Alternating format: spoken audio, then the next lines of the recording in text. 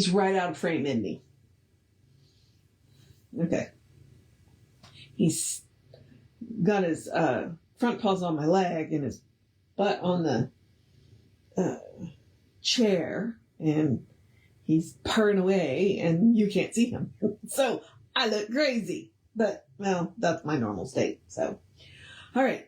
We are here to do, there he goes. We are here to do a new design for living. We are actually going to finish up chapter 13, so let's do the housekeeping really quick. And all the housekeeping is me reminding you that we are Creative Life Spiritual Center. Website is creativelife.org. Constant contact email is info@creativelife.org. The email gets you one email a week, tells you what's going on for the week and the month, and the hot links are hot. It is also a blind CC, so nobody is going to get your email or from us. All right. Wow. You're getting those blue eyes, aren't you? See, no? And then I mentioned the social media mainly from the standpoint of we do not monetize the social media.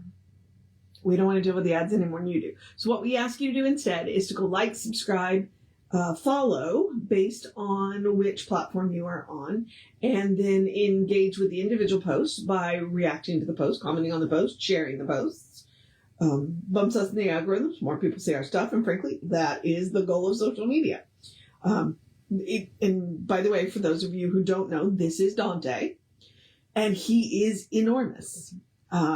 He is about a year old. He is technically a snowshoe, which is just a Siamese that was bred with a tuxedo to give them the white on his brother's face from here, like, is all white. And with a bright pink nose. Dante's a little more Siamese. But Dante has perfect white feet, and Giovanni's aren't perfect white feet. So, but they're interesting colors, and they're Siamese. So they talk a lot, and they're clingy and athletic. Yeah. So, not that you wanted to know about my cats, but here you are.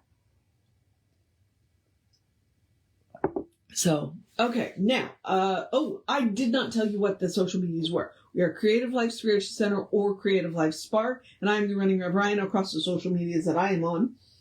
Just for kicks, I do have an Instagram called The House of Ryan Cats. It hasn't been terribly active lately, but that's where you occasionally will catch photos of the boys, as we like to call them, because they are that. All right. So the new design for living, we're a little more than halfway through now. It's the process of science of mind. Science of mind is not a religion because we don't teach you what to believe. We are a philosophy. We teach you why and how. Why belief is important and how to believe. So, and like how to structure affirmations and things like that. What you believe is between you and the divine. We firmly believe that. So that is not our purview. So what we like to do is so this is one of his last books. Other books have been put out, but this was one of the last ones that he worked on, I guess, with William Kinnear, and he has lined out, okay, how do we do this? So this is like the practice of science of mind. We are about to finish up chapter 13, and chapter 13 is on successful living. So we are going to do the foundation of success. Whew. Deep breath, deep breath. That's why I got a big drink of water. The cat went back to the pillow, thankfully. So he's less distracting. Okay, the foundation of success. All truly successful people carry with them an atmosphere of affirmative expectation. They expect to prosper and succeed. Almost automatically, situations and conditions surround and are attracted to them that make success possible. It would be impossible for them not to be successful. Some people just naturally think success. Others of us seem to labor with the idea. In such a case, we must re-educate ourselves and the way we think. The end result of such a process is that we arrive at the point where we come to know that we are daily guided and governed by a supreme intelligence and acted upon by a power greater than we are. Right here is where faith plays its very important role. A faith that is simple and that we already possess. We never try to argue ourselves into believing that we are alive, or that the world is round, or that water is wet. We accept these simple propositions because something within us knows that they are true. We also accept more profound conclusions with equal faith. Humanity is born to believe, to have faith in something greater than they are, and for they are a divine being and always carry with them the echo of that infinite source in which they live, move, and have their being. In which they live and move. He didn't use the quote there. This faith that we should have is not a faith in some extraordinary belief, in something we just hope is true, but rather a fundamental conviction that every normal person should hold about life, whether they have ever analyzed it or not. A faith in an overshadowing presence which guides and a law which reacts. Okay, so that's specifically what he's talking about. This faith is in perfect keeping with the best that humanity has learned about themselves and in the world in which they live. And on such a faith, such a foundation of security rests all conscious seeking of successful attainment of the better life. Such a faith designates the source of the greater good and the way in which it becomes our experience. Okay, so he has a little wrap up, and I'll get back to the wrap up. In a previous article, he talked about how the fact that no matter what is happening in our life, we are actually successful. So what he is saying is whatever you believe is what's showing up in your life. So if you don't like the way your life looks, then you need to look at what you believe. What are you saying to yourself? What are you talking about? What are you expecting to happen? And that's one of those things. That's where you absolutely see the power of worry, because you can worry yourself into a situation you don't want. And that's what he's talking about.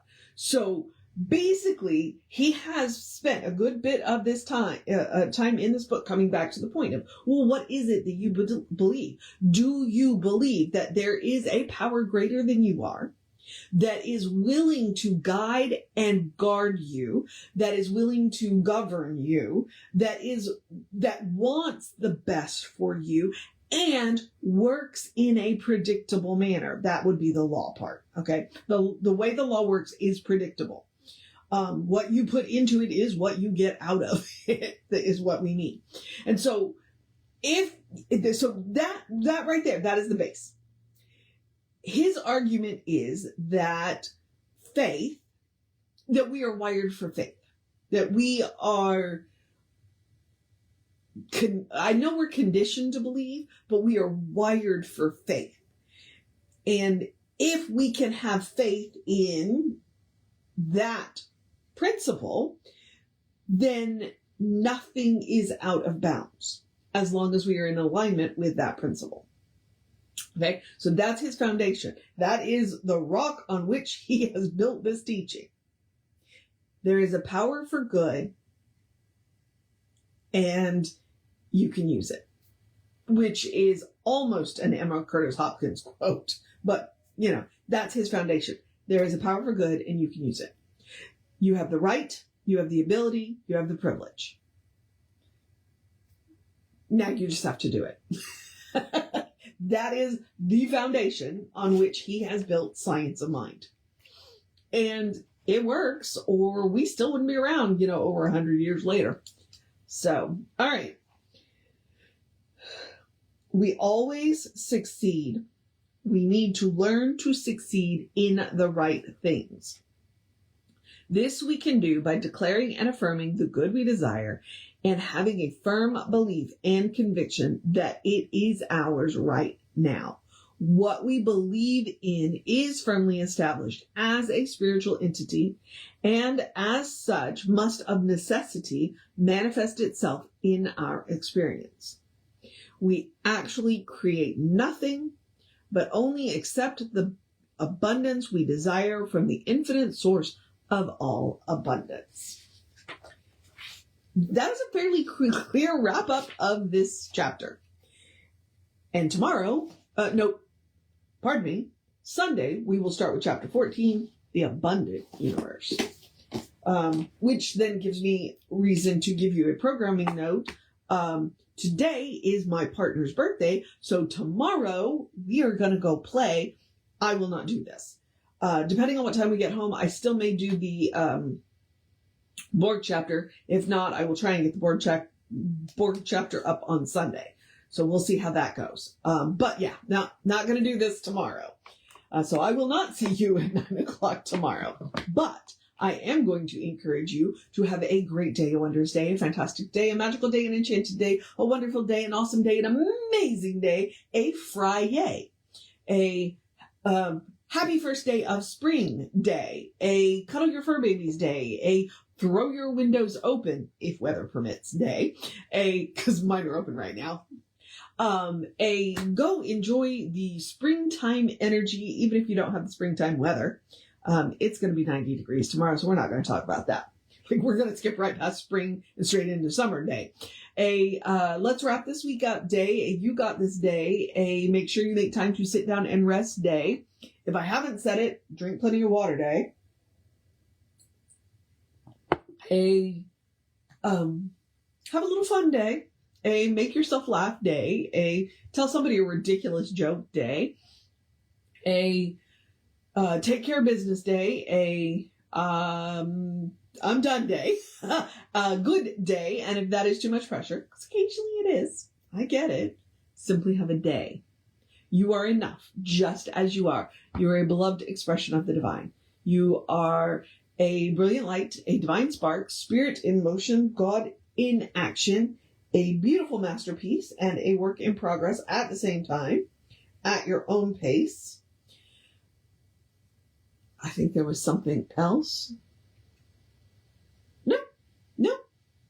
And as Reverend Jesse likes to say, you are a godling. Explore the truth of your being. Get to know who the divine knows you to be, because the divine knows you to be good, and from there, anything is possible. All right, beloveds. As I said, I will not do this tomorrow. I may or may not do the board chapter. We'll see. Depends on what time we decide to come home. But Reverend David will be on, should be on probably this afternoon and tomorrow afternoon. I don't know. Take care of yourself.